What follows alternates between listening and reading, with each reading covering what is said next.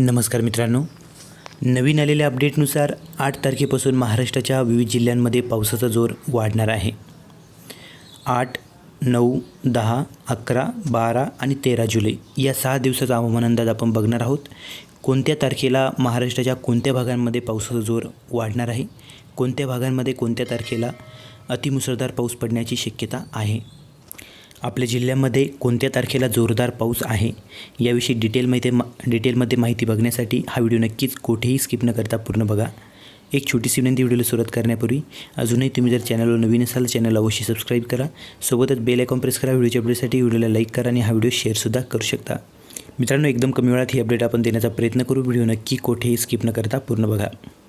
तर 8 तारखेला मित्रांनो काही भागामध्ये पावसाचा जोर वाढणार आहे, तर काही भागामध्ये जो काही पावसाचा खंड आहे तो कंटिन्यू राहण्याची शक्यता आहे। यामध्ये मित्रांनो काही बदल होऊ शकतो, हा अंदाज आपण 2-3 दिवस अगोदरच देत आहोत। तर मित्रांनो 8 तारखेला कोकण विभागामध्ये सर्वत्रच हलक्या मध्यम पावसाची शक्यता असणार आहे। पुणे विभागामध्ये बऱ्याच ठिकाणी मुसळधार पाऊस आपल्याला बघायला मिळू शकतो, पुणे, सातारा, सांगली, कोल्हापूर, सोलापूर या परिसरामध्ये। त्याचबरोबर मराठवाड्यातील काही भागांमध्ये, मुख्यत्वे करून जे काही मराठवाड्यातील दक्षिण भागातील जिल्हे आणि पूर्वी भागातील जिल्हे आहे या भागांमध्ये हलक्या मध्यम तुरळक भागामध्ये जोरदार पावसाची शक्यता आहे, जसे की उस्मानाबाद, लातूर, नांदेड, हिंगोली आणि परभणी या जिल्ह्यांमध्ये 8 तारखेला पावसाचा जोर राहणार आहे दुपारनंतर। तसेच इतरत्र उत्तर महाराष्ट्रामध्ये नंदुरबार, धुळे, जळगाव, नाशिक या परिसरामध्ये हलक्या ते मध्यम स्वरूपाच्या पावसाची शक्यता तुरळक भागामध्ये असणार आहे।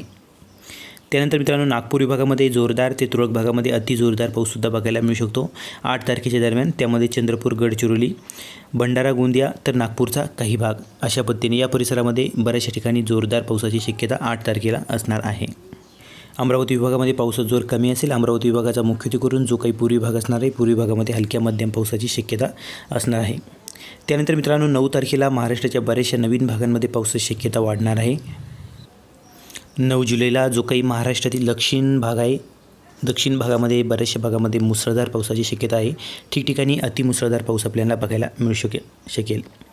कोकण विभागात हलक्या मध्यम पावसाची शक्यता। पुणे विभागात पुणे, सातारा, सांगली, सोलापूर हलका मध्यम तुरळक भागामध्ये मुसळधार ते अतिमुसळधार पावसाची शक्यता। मराठवाड्यात बीड, लातूर, नांदेड, उस्मानाबाद, हिंगोली जे काही दक्षिण भागातील जिल्हे आहेत त्या भागांमध्ये जोरदार ते अतिजोरदार पावसाची शक्यता।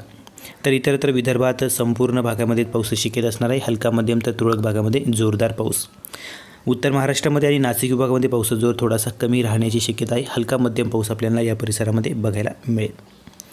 त्यानंतर मित्रांनो 10 तारखेला बघितलं तर 10 तारखेला महाराष्ट्राच्या जवळजवळ संपूर्ण भागातच पावसाचा जोर वाढण्याची शक्यता आहे। आपण स्क्रीनवर बघू शकता कोकण विभागामध्ये सुद्धा तुरळक भागामध्ये मुसळधार पावसाची शक्यता असणार आहे। मुसळधार ते अतिमुसळधार जसं की सिंधुदुर्ग, रत्नागिरी जे काही दक्षिण भागातील 2 जिल्हे। त्यानंतर नाशिक विभागामध्ये संपूर्ण भागामध्ये पाऊस आपल्याला बघायला मिळेल, हलका मध्यम तुरळक भागामध्ये जोरदार।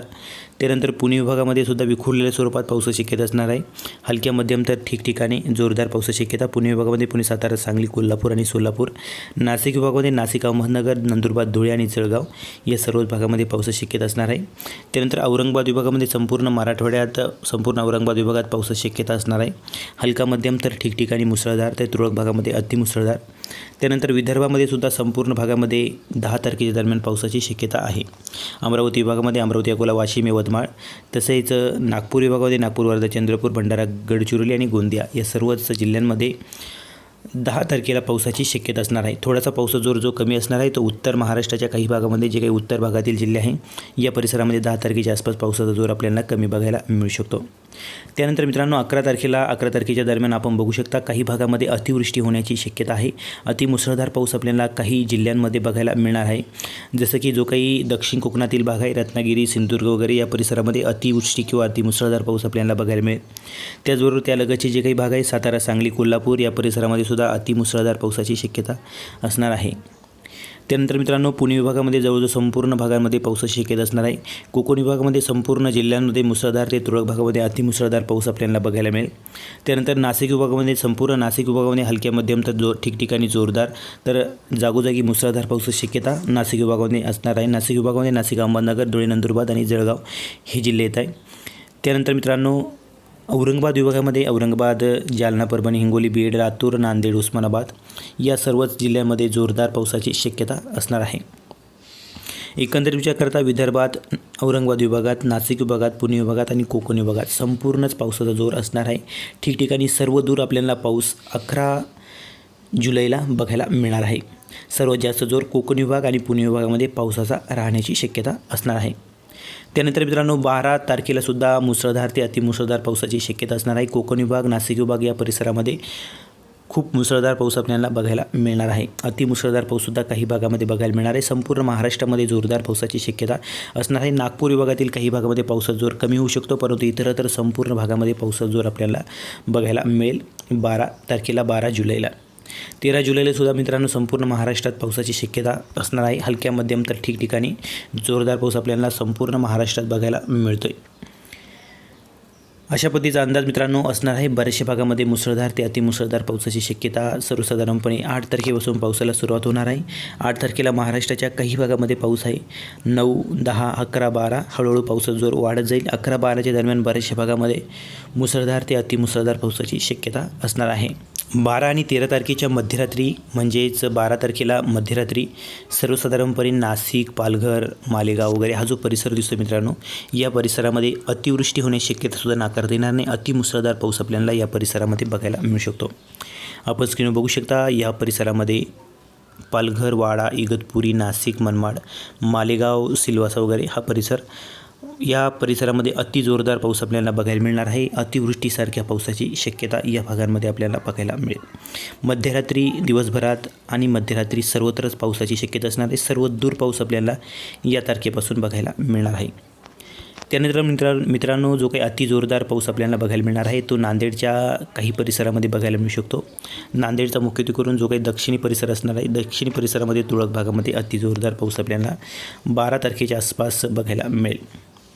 तसेच उत्तर महाराष्ट्रामध्ये सुद्धा मित्रांनो 12 तारखेला पावसाची शक्यता असणार आहे. अति जोरदार पाऊस आपल्याला उत्तर महाराष्ट्राच्या बऱ्याचशा भागांमध्ये मुख्यत्वे करून नंदुरबार, धुळेच्या बऱ्याचशा भागामध्ये बघायला मिळेल.